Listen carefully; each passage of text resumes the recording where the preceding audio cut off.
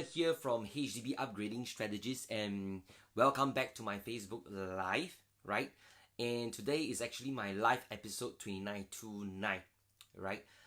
So what am I going to share with you guys today, right? In fact, I really wanted to share with you guys my joy, right? If for those people who have been following my Facebook page, right, you guys will probably know that I have already bought my second property investment.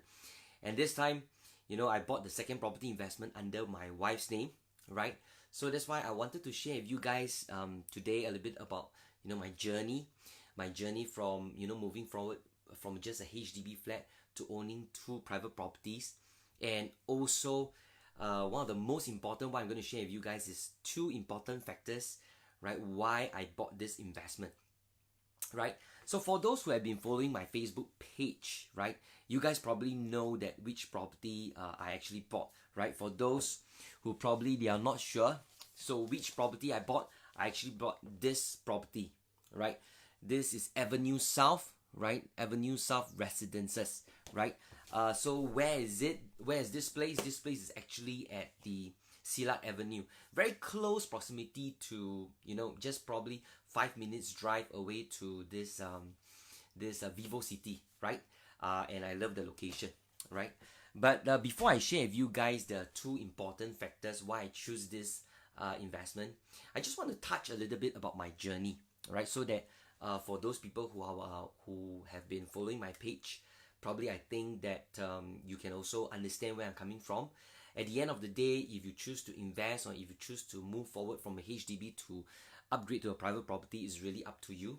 But I think it's also important that someone like me who has been going through this journey will be able to share with you guys so that you will understand, where I'm coming from, right? So I think for the past, I think I'm in the real estate career for over, 10 years plus, around there, plus minus. I also have been staying in a HDB flat in Sengkang. I bought my first flat in 2006, right, with my wife, right? During then, our income is also not that a lot. Probably, I think during that time is like 8,000, 9,000. I think around this range. So with this income, with just a HDB, or probably we are also not open up to see what are the property investments, stuff like that during that time. So we didn't really explore much, right? It is only when I step into the real estate career as an agent, then I actually explore, I meet a lot of different people. I meet people who own multiple properties. I even meet ordinary HDB Singaporeans who own a HDB who probably did not really want to move forward to see what they can do, right? So with that, I gained a lot of experience. I spoke to a lot of people. I also did a lot of financial calculation and trying to understand, trying to analyze which areas would be good investment and how some of the multiple property owners make their money along the way. So I also have done all those analysis and understand, and that's why today, in fact, I sold my HDB last year in 2018, right? 18, and I bought a private property under my name, which I've been staying with my family. And now recently, 2 months or probably 1 month ago, I bought my second investment. So the thing is that it's possible, but you really need to go and do your financials carefully to understand the risk that you're going through, right?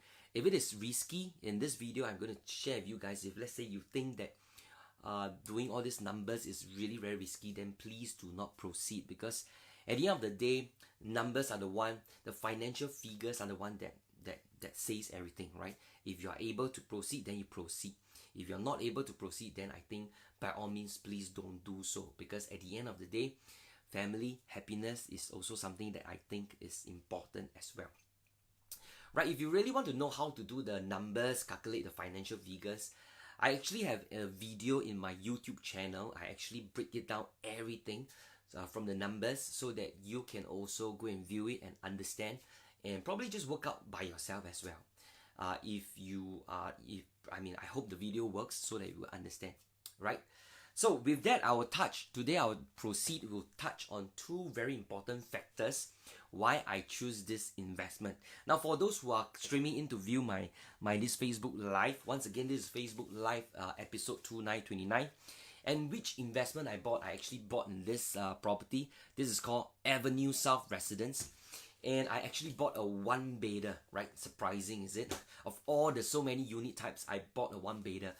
Now, honestly, I also buy based on the budget that I have. And with this budget, I will have to select what are the properties, the new launches around in Singapore. And from then on, I will probably see which one is the one that makes sense to me, right?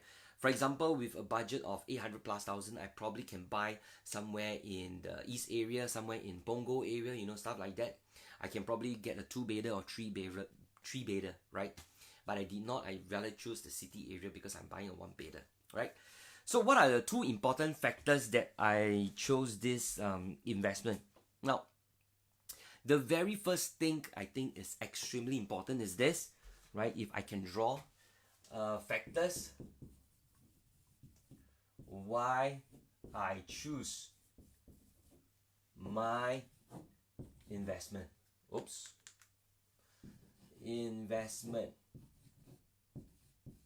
Hope you guys can see, right? I think the ink is a little bit, okay, why I choose my investment. So what are the factors? The number one factor, right, is this. This is something that you guys cannot run away. Price, right? Now, if you see a property that the price is right, it's not too expensive, you do your analysis and you realize that, hey, this is the price that you should, is the price that is, after you do a lot of comparison and analysis, and you think that this is the right price to go in, please do so, right? Because price is something that to me personally is very important. And I'll show to you guys why, right?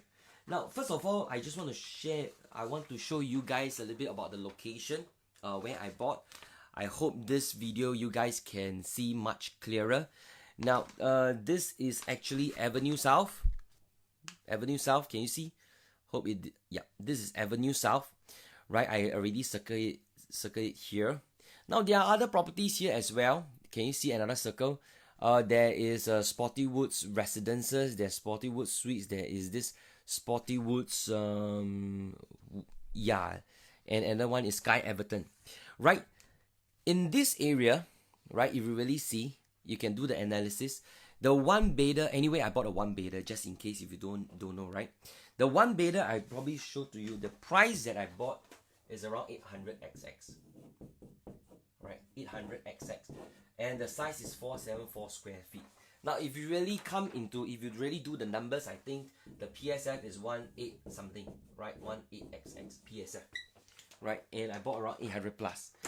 So this Avenue South is quite close proximity to these other properties as well, right? And I want to show to you this. If I'm not wrong, I printed out one of the projects to compare, which is Sporty Woods Suites, right? Sporty Woods Suites. Now you can see these are all the transactions. These are all the one bedder. I actually printed it out. These are all the one bedder. It's 441 square feet, slightly smaller than mine, right? But if you really take note, right, their PSF is actually 2,400, 2,000. Can you see? I put it closer, right? It's actually 2,344, 2,400, 2,3 something, and it's already crossed over a million.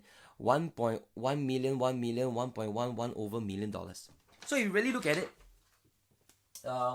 my price point is actually around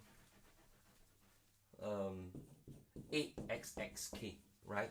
Versus the surrounding projects, their one bedroom has already gone to probably 1 million or and above, right? XX. So there is a price. There's actually a price gap, right? Can you see? There's actually a price gap between my price versus this $1 million over dollars price gap. So, but however, having said so, I also have to point this out because some of the some of my friends or some of the investors probably will also mention this because all this area are all freehold. Mine is a 99 years, right? It's a leasehold. This is actually all the freehold, right? So in terms of this, that's why probably you have to justify why they are paying around $1 over $1 million for the freehold investment.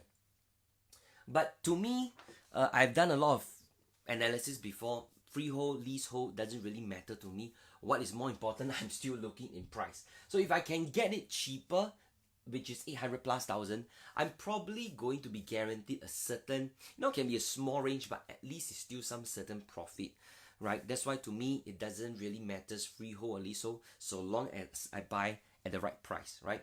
If you're buying a freehold and the price is quite expensive, then to me, it doesn't make sense as well, because if you can, or probably you see some of my videos in the YouTube channel, I also recently has done one, choosing the right property investment, how to choose the right, why is it important to choose the right property? I have actually done a comparison between a leasehold and a freehold as well. So you can see my comparison and analysis does not mean that a freehold will definitely make more money than a leasehold, right? So for me, I understand I did the analysis before, and that's why to me, I think so long as I have a price gap, I'm willing to buy this property, right? So what is the next important factor that I choose, right? If you guys can guess, I think someone actually already typed in the comments by this Nizam, right? Hi Nizam, thanks for your comment, right? You did mention that is your favorite heritage collection, private lift, right? You are absolutely correct. Now let me show to you what is the second important thing. The second important thing is floor plan. Now to me, floor plan of a property is extremely important. I think a lot of investors, or probably a lot of, I'm not too sure, people who buy the properties, they may or may not see the floor plan, but to me it's extremely important. I did compare, sometimes I did comparison between this particular project and that project, and I realized that this project, their 3-bedroom can really put queen size bed, 3-bedroom queen size bed, whereas another development who is selling as a 3-bedroom, but one of their bedroom is only can put a single bed, right? So to me, it doesn't make sense. So floor plan is extremely important. I actually, look at floor plan very, very, deep. I analyze all these things, because surrounding projects, if your floor plan is the best of it, that will be a bonus, right? That's why for my this Avenue South, this is the floor plan that I bought. Can you see? Now, one of the very unique and rare thing is that I have a private lift. Can you see? I have a private lift. For one bedder, you get a private lift. It's not really any condos that you can see a one bedder that has a private lift. Normally, private lifts are only given to those properties that are 3-bedroom, 4-bedroom, penthouse, that particular stack. But my one bedder has a private lift. And the best part is that when the private lift, you exit or you enter the house, can you see the space of this area? If you really look at a lot of one bedders, right? They are one bedder. When you enter from the main door, you probably will be a little bit squeezy.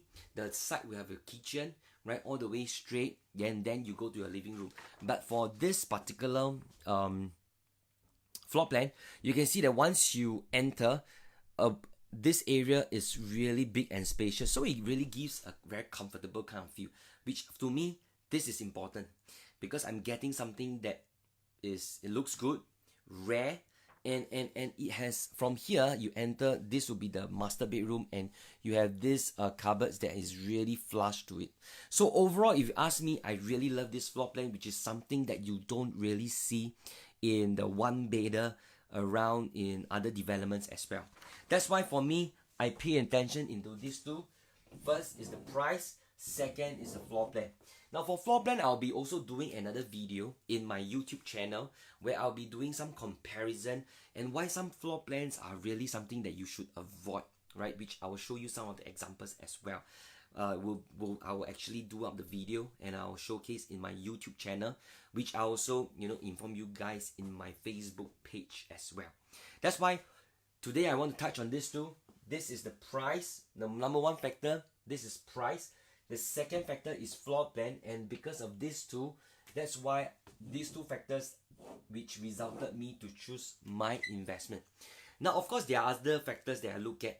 For example, there's this green railway, corridor, that area which I think that they will be going to develop and beautify the area, which my project has direct access to that area, right? This is something a bonus.